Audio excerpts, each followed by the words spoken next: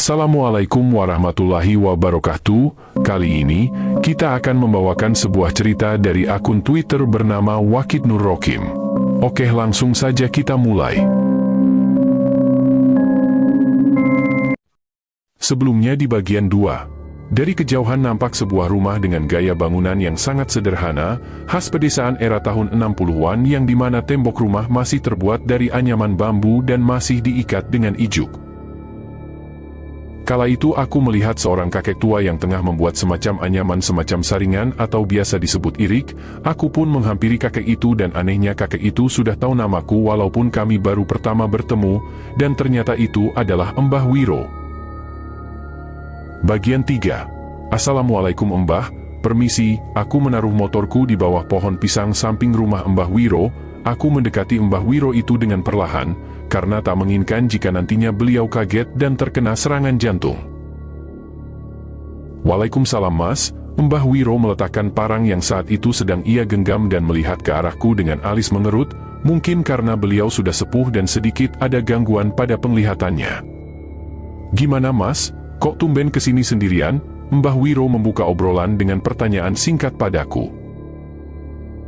Sebelumnya mohon maaf Mbah jika kedatangan saya di sini berkesan kurang sopan karena tanpa janjian dulu, ucapku sambil membersihkan kursi bambu yang hendak kududuki dengan sedikit grogi. Walah gak apa-apa Mas, bentar ya Mas, Mbah ambilkan minum dulu. Kopi mau toh Mas? Oh iya Mbah, terima kasih, balasku singkat dan setelahnya Mbah Wiro beranjak memasuki rumah. Saat bertemu dengan Mbah Wiro aku sangat terkagum sekali, bagaimana tidak. Sosok lelaki tua yang hidup sebatang kara di gubuk seperti ini dan jauh dari pemukiman penduduk masih terlihat sangat segar dan sehat, berbeda dengan sosok lelaki seusianya. Dinding dari anyaman bambu, genteng yang nampaknya sudah berumur menjadi tempat berteduh sekaligus menjadi tempat Mbah Wiro melanjutkan hidup. Aku sangat prihatin melihat keadaan rumah Mbah Wiro yang bisa dibilang tidak layak untuk ditinggali. Mungkin akan dirasa wajar jika itu hanya menjadi sebuah gubuk untuk berteduh di tepi sawah. Hembusan angin pagi yang diiringi oleh kicauan burung membuat suasana hati begitu nyaman dan damai kala itu, namun itu hanya sebentar saja. Ketika mengingat kejadian yang kami alami di rumah itu, seketika kedamaian yang sedang kualami ini langsung sirna bak disapu ombak. Saya taruh sini yo Mas kopinya, ucap Mbah Wiro menyadarkan dari lamunanku. Beliau menaruh 2 gelas di meja yang terbuat dari bambu dan beberapa bilah papan. Mbah Wiro duduk di kursi sebelah kiriku, beliau duduk sambil mengeluarkan plastik yang di dalamnya terdapat tembakau dan lain sebagainya. Sambil diminum ya Mas, Mbah Wiro mempersilahkanku untuk mencicipi kopi hitam buatannya barusan. Mbah perkenalkan nama saya Sam, saya mau tanya sedikit boleh Mbah? Tanyaku sambil memikirkan strategi bagaimana caranya supaya nantinya pertanyaanku tak menyinggung perasaan beliau. Silahkan Mas Sam, nanti kalau Simbah tahu bakalan Simbah jawab. Jadi gini Mbah, saya dan teman-teman kan KKN di desa ini, pada mulanya kami merasa senang sekali Mbah ketika dapat desa ini. Desanya nyaman, sejuk dan warganya yang sangat ramah pada para pendatang seperti kami, namun itu tak berlangsung lama Mbah. Ketika kami mulai menempati rumah Pak Lurah yang dijadikan sebagai gudang perkakas desa itu, kami sering mendapatkan gangguan yang tak masuk akal Mbah, jelasku. Mbah Wiro tak menjawab beberapa saat, beliau hanya terus melinting rokok buatannya dan sesekali menghela nafas panjang. Kalian enggak dikasih tawaran ke rumah lain toh Mas? Kok sampai rumah seperti itu dijadikan posko kalian? Mbah Wiro malah bertanya balik padaku. Waktu pertama kami kesini langsung ditawari rumah itu sama Pak Lurah Mbah. Nah waktu itu kebetulan saya langsung melihat kondisi rumahnya dan kebetulan juga rumahnya masih layak untuk ditinggali, jadi saya dan teman-teman memutuskan untuk tinggal di sana saja Mbah.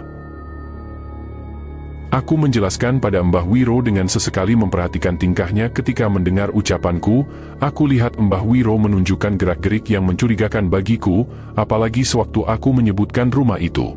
Emangnya Masnya ngalamin kejadian apa Mas di rumah itu? Enggak ada apa-apa toh? Sambil menyembulkan asap rokok, Mbah Wiro bertanya padaku dengan nada yang sedikit tertawa. Saat itu aku bisa mengira bahwa Mbah Wiro sebenarnya sedang menyembunyikan sesuatu. Sebenarnya saat itu aku mengira bahwa rumah itu adalah rumah yang biasa saja Mbah. Mungkin ya karena kita di sana pendatang baru, jadi jika ada gangguan aku mengira bahwa itu hal yang wajar sih. Tapi semakin kesini gangguan demi gangguan yang kami alami kok semakin menjadi Mbah. Makanya aku mencoba mencari informasi ke warga mengenai kejanggalan yang kami alami di sana, balasku sambil menyeruput kopi hitam buatan Mbah Wiro. Mbah Wiro tak langsung menjawab pertanyaan yang aku lontarkan, beliau malah hanya asyik menghisap rokok yang baru saja ia buat.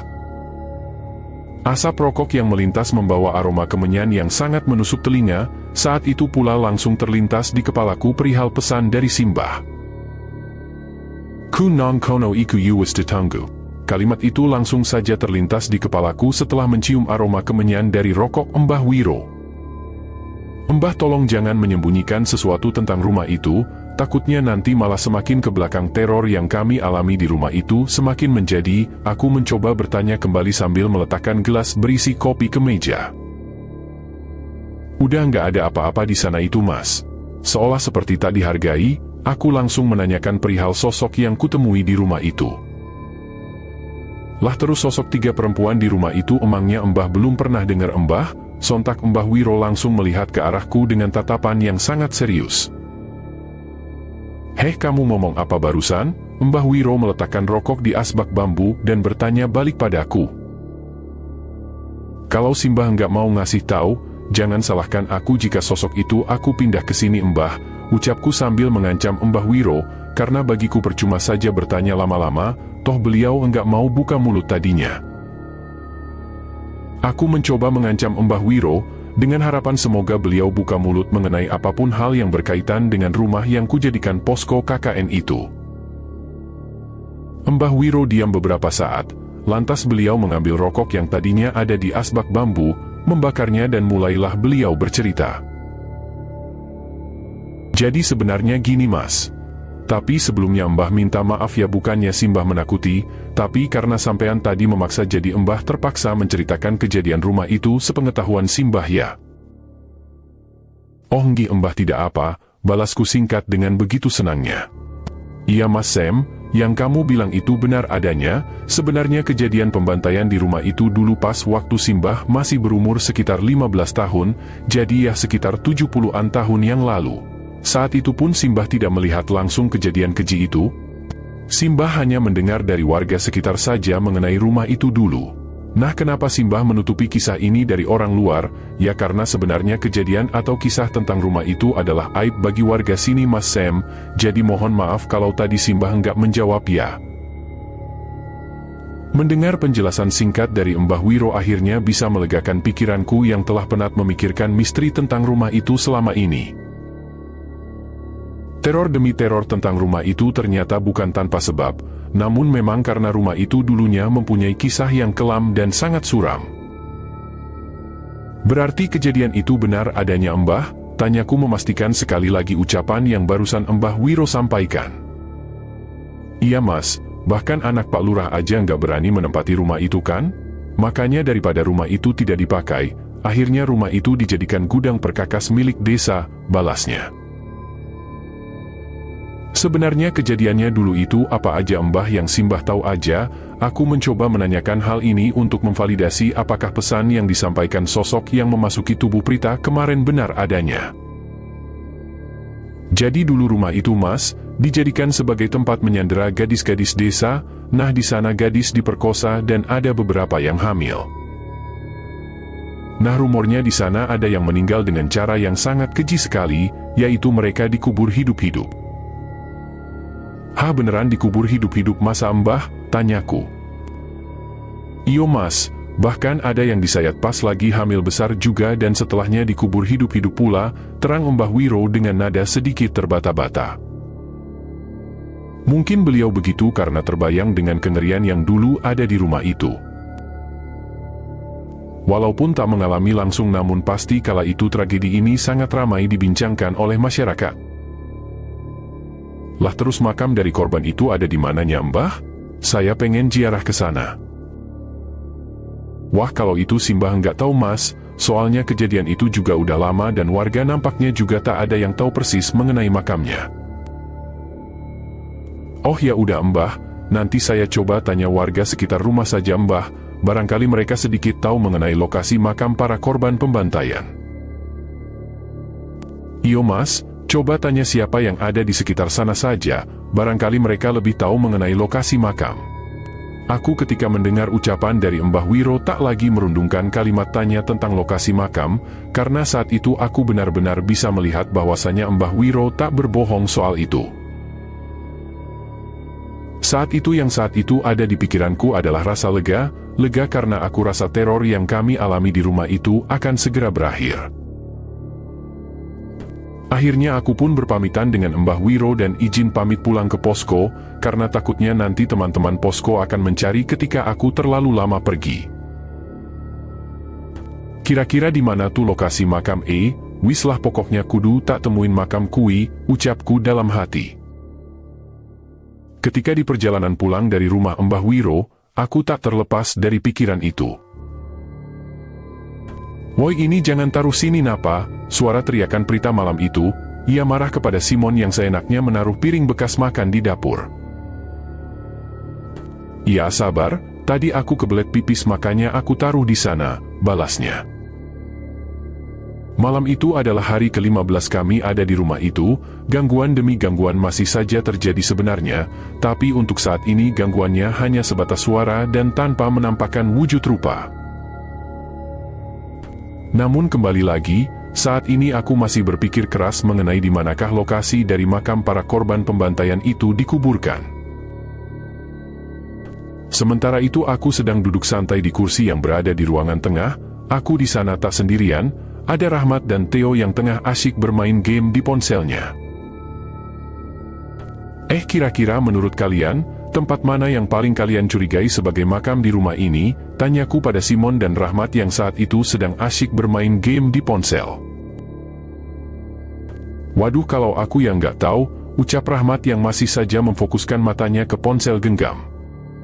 Lah kalau kamu gimana Mon? Ucapku langsung melemparkan pertanyaan kepada Simon. Lah apalagi aku, cobain kamu tanya ke yang lain Sam, Prita mungkin kalau nggak si Meta. Seketika saat itu juga aku langsung terlintas ingatan yang sempat aku lupakan, benar sekali, kejadian awal di mana Prita kesurupan. Saat itu awal mula Prita kesurupan adalah karena ia membuang air panas bekas rebusan di bawah pohon pisang yang rimbun itu. Nah bisa jadi di sana, umpatku kala itu, mendengar ucapanku barusan, sontak membuat Simon dan Rahmat terpenjat kaget. Santailah jangan teriak-teriak. Hihihi Mapmon, aku spontan tadi. Kenapa kamu udah dapat jawabannya toh? Tanya Rahmat yang mulai meletakkan HP-nya ke meja. Iyo Mat, pas tadi si Simon bilang tanya ke Prita atau ke Meta, aku langsung kepikiran sama kejadian pas pertama kali kita datang ke sini kemarin. Iyo, kayaknya bisa jadi deh lokasi makam yang selama ini aku cari ada di sana. Hah selama ini? Jangan bilang kamu nyembunyiin sesuatu dari kami semua Sam, dengan nada sedikit tinggi Rahmat. Memang benar sih soal kejadian mengenai aku yang mencari tahu soal misteri rumah ini, aku tak memberitahu siapapun, bahkan saat kemarin aku datang menemui Mbah Wiro pun mereka tak mengetahuinya. Hehehe iya Mat, tapi tenang aja, udah selesai kok, tinggal kita mencari di mana letak makam para korban ini aja sih, jawabku sambil menepuk pundak Rahmat. Alah kamu itu embok ya jangan gitu Sam, kita di sini kan kelompok, jadi kalau ada apa-apa ya bagusnya diselesaikan barengan lah, balasnya sambil mengambil kembali ponsel yang tadi ia taruh di atas meja. Nih kamu tahu nggak kalau barusan kita dapat proker tambahan? Berhubung sekarang lagi pandemi, jadi kita diminta untuk membantu mengedukasi warga dalam hal yang ada kaitannya dengan pandemi ini, imbuh Rahmat sambil menunjukkan pesan singkat yang ada di ponselnya.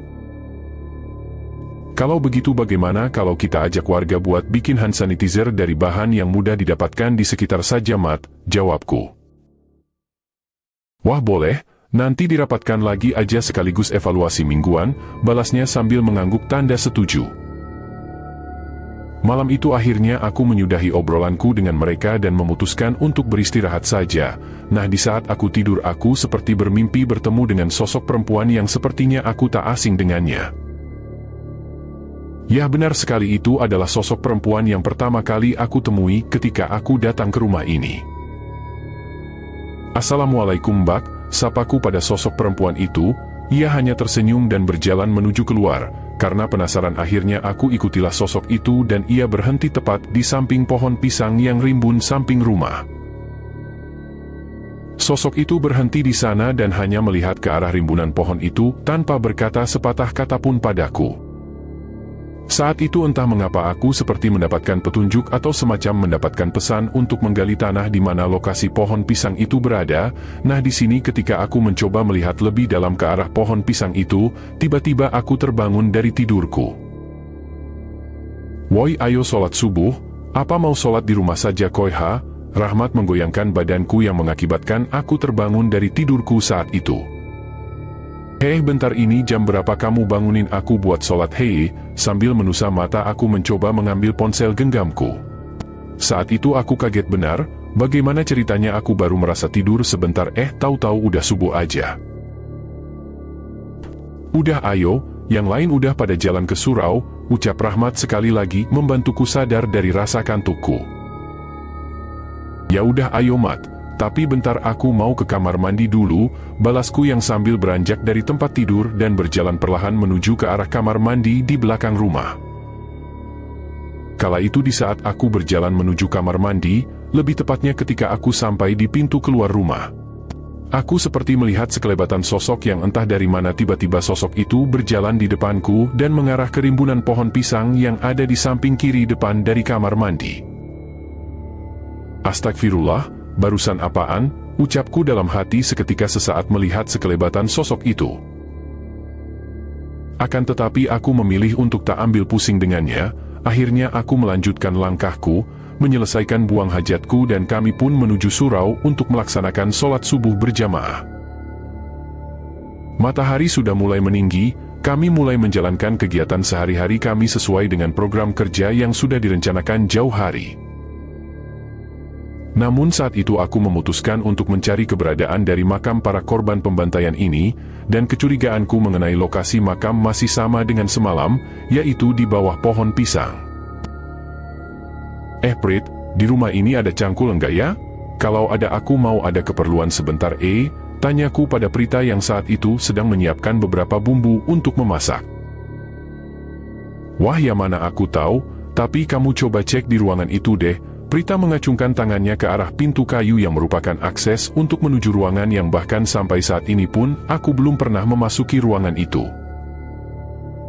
Oh oke coba aku cek, balasku singkat sembari berjalan menuju gudang itu. Saat itu ketika aku memasuki ruangan, ketika aku buka pintu dan menghadap ke arah kanan samping meja kayu tua, langsung di sana aku melihat ada cangkul yang pegangannya sudah mulai rusak termakan rayap. Tanpa berpikir panjang, aku langsung mengambilnya dan bergegas menjalankan misiku yang sedari malam sudah aku rencanakan. Oh ini ada Prit, ucapku sambil membawa cangkul itu ke arah dapur. Kamu mau apa dengan cangkul itu Kamu mau nanam pisang? Tanya Prita dengan nada sedikit mengejek. Prit, kamu bisa bantuin aku bentar nggak? Tanyaku. Ngapain lagi? Aku mau mencari harta karun, jawabku sambil sedikit tertawa. Mana ada harta karun di sini, ngacoh aja lu, sahut Prita dengan nada tidak percaya. Udah ayo ikut ajalah, aku menarik lengan Prita dan ku ajaklah dia menuju ke halaman samping yang dimana di sanalah ada pohon pisang yang ingin aku gali tanahnya. Saat itu sekitar masih jam 9 pagi, namun entah mengapa aku sudah merasakan merinding ketika aku mulai mengibakan daun pisang kering yang menumpuk di bawah pohon itu. Kamu diam aja di situ, nanti kalau aku kenapa-kenapa kamu langsung kabarin yang lain aja, pesanku pada Prita. Ia tak mengeluarkan kata-kata apapun, ia hanya mengangguk dan terus memperhatikanku yang mulai menyangkul tanah di bawah pohon pisang nan rimbun itu. Satu cangkul, dua cangkulan aku masih merasa tak ada yang aneh dari tanah ini. Sampai kurang lebih aku menggali sedalam setengah meter, aku menemukan tulang panjang namun saat itu aku tak mau langsung memutuskan bahwa itu adalah tulang manusia. Akhirnya aku melanjutkan galianku dan mengurutkan sesuai dengan arah tulang itu. Prit, coba kamu ambil air si sumur. Hah, buat apa sih Sam? Tanya Prita penasaran. Udah ambilin aja dulu, nanti kamu aku kasih tahu juga bakalan. Saat itu Prita mengambilkan seember penuh air dari sumur yang letaknya hanya beberapa langkah saja dari tempatku menggali saat ini. Sini cepetan bawa sini Prit, ucapku sambil menodongkan tangan berharap ember dari Prita bisa langsung aku ambil tanpa harus ia taruh terlebih dulu. Ada apaan sih di situ? Ucap Prita sambil memberikan ember yang berisi air penuh.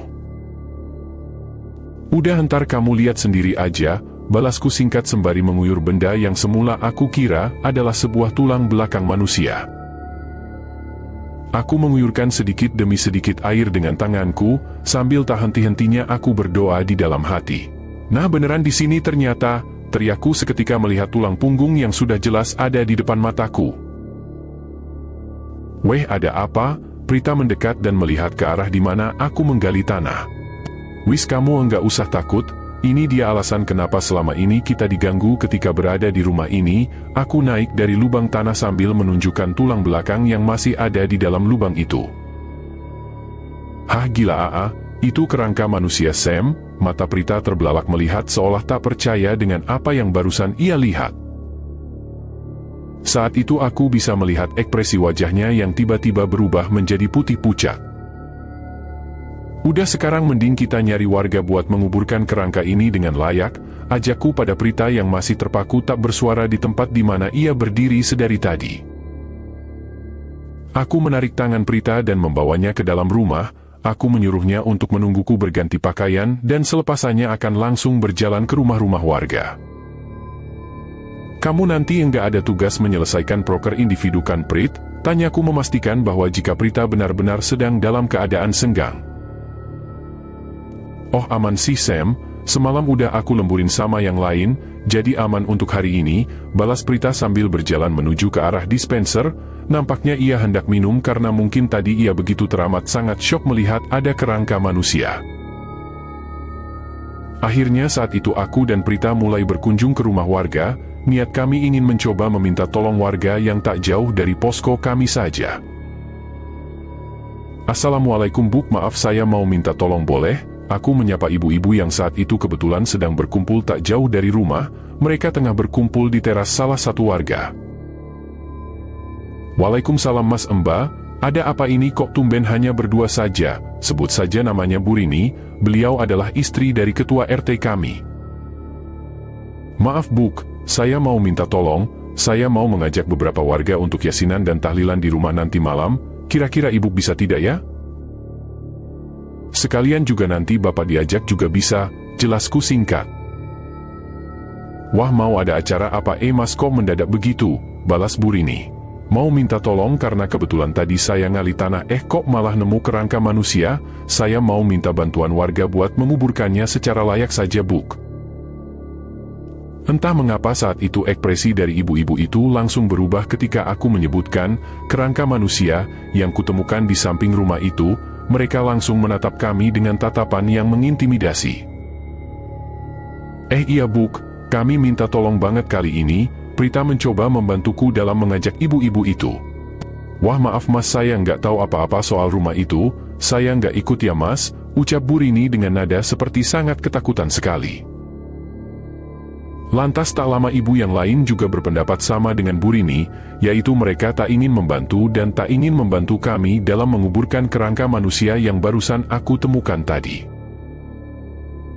Ini kampung jenengan loh Bu, masa nggak mau bantuin menyelesaikan masalah ini sih, toh nantinya jika masalah ini selesaikan yang dapat manfaat warga sini juga, ucapku dengan nada sedikit meninggi. Tapi beneran Mas, maaf kami untuk urusan ini enggak mau ikut campur. Aku pun berpamitan dan melanjutkan ke rumah warga yang lain, bahkan ketika bertemu dengan warga di jalan pun kami ajak pula, namun seperti respon dari ibu-ibu tadi, mereka semua menolak untuk membantu kami.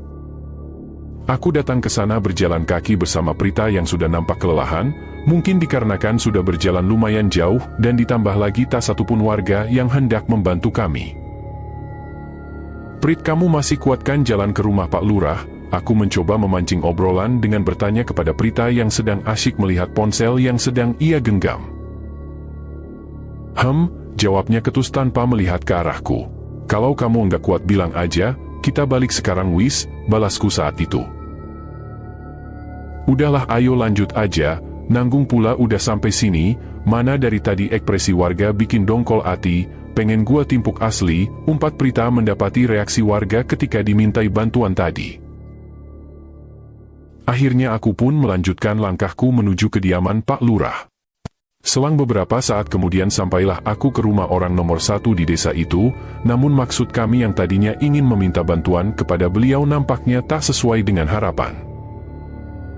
Pak Lurah juga sependapat dengan warga yang lain alias beliau memilih untuk tak mau ikut campur dengan urusan dengan jasad korban bekas pembantaian itu. Akhirnya aku pun kembali ke posko bersama Prita. Masa warga nggak ada yang mau bantuin sih? Emangnya ada masalah apa sih mereka itu sampai segitunya? Ucap Prita diselingi dengan hentakan kaki menginjak tanah tanda ia benar-benar sangat kesal. Dahlah Prit, yang penting kita udah usaha, wis gini aja nanti kita sama teman-teman aja yang nguburin kerangka itu dan nanti kita kirim doa aja, semoga dengan begitu mereka bisa tenang di alam sana. Iya mending kayak gitu aja lah, capek ngajakin warga enggak ada yang mau, balasnya singkat. Akhirnya hari itu kami menggali tanah di mana semula aku temukan kerangka manusia, namun aku hanya menemukan 2 kerangka sedangkan korban yang satu lagi entah di mana lokasi kuburannya. Namun aku tak ambil pusing, akhirnya aku dibantu oleh teman-temanku menguburkan kerangka itu dan tak lupa kami kirimkan Yasin dan tahlil, semoga mereka sudah bisa tenang di alam sana. Dan teror sosok wanita di rumah bekas pembantaian pun berakhir setelah kami menguburkan kerangka itu. Apakah kalian mengira bahwa teror yang kami hadapi ketika KKN sampai di sini saja?